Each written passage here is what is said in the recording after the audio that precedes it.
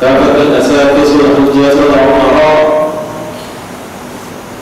kepada pengurus Masjid At-Tahririyah, juga para imam dan asatidz dalam guru, barakallahu fi hayatihim, semoga Allah memberkahi hidup mereka, amin ya rabbal alamin.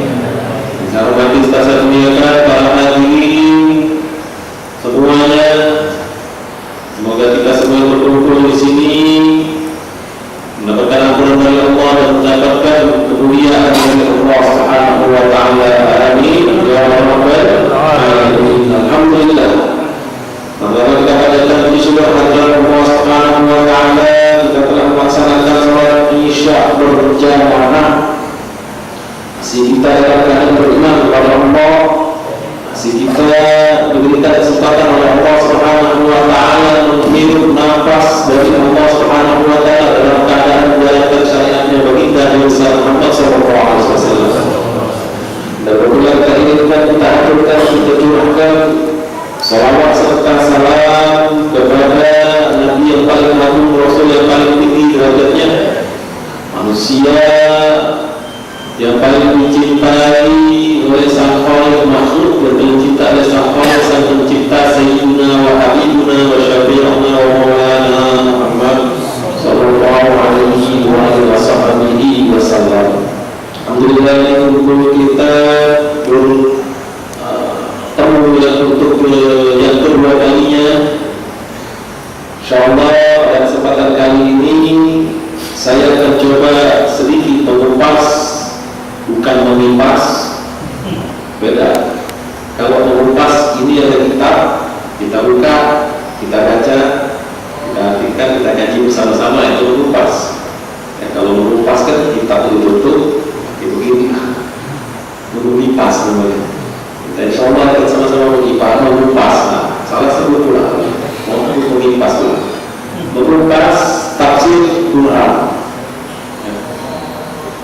Ada satu surah yang ini surah sebenarnya di dalam Al-Quran ada 114 surah, ada 30 juz, ada 6.666 ayat. Tapi dari antara dari 114 surah itu, khususnya di kalangan umat Islam yang bermanhaj Ahlus Sunnah wal Jamaah,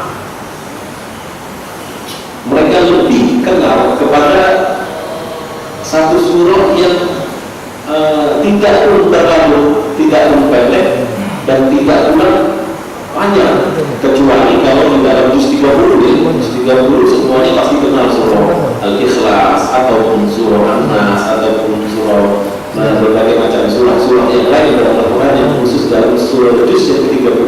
Apalagi di dalam apalagi surah Al-Fatihah semuanya pasti kenal. Orang Islam tak kenal sama surah Al-Fatihah, diragukan Islamnya. Sama surah Al-Fatihah dia tak tahu, diragukan Islamnya. Ini Islam bukan. Nah, tapi ada satu surah yang termasuk surah Makkiyah. Kenapa dibilang ini surah tidak terlalu panjang, tidak panjang dan juga tidak terlalu pendek, tapi dia masuk dalam surah Makkiyah.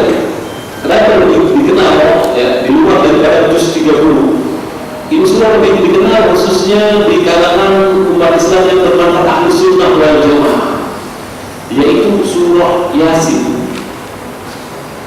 Betul? Kalau misalnya anak bacakan ya, surah Al-Baqarah di pertengahan, niscaya kebanyakan, tidak semua, kebanyakan sebagian besar dari umat Islam itu tidak akan bisa menyambung kecuali yang hafizul Quran. Ya kan? Ya kan? Sebutkan surah Al-Baqarah di tengah-tengah, atau surah Al-Imran, atau surah Yusuf, sebutkan, kita bacakan di satu ayat di tengah-tengah, lanjutkan di umur, kecuali orangnya hafizul Quran. Tapi kalau surah Yasin kita bacakan di tengah, insya Allah orang bisa menyambung. Karena apa? Karena lebih dikenal. Kenapa ini surah lebih dikenal? Karena ini surah sering dibaca. Kenapa ini surah sering dibaca? Ya, pada saat kalau ada yang meninggal, ada arwahnya. Di sini apa namanya? Tahlilan. Tahlilan. Membaca surah Yasin. Sehingga lama-lama orang pun hafal. Walaupun kalau dia suruh baca sendiri berantakan. Kalau bahasa orang cakap Indonesia bilang itu berantakan. Kalau sini apa? Tak berantakan. Kecuali kalau dia benar, dia ikut, dia bisa. Bismillahirrahmanirrahim. Yasin wal Qur'anil Hakim innaka laminal mursalin ala siratal mustaqim. Lanjut.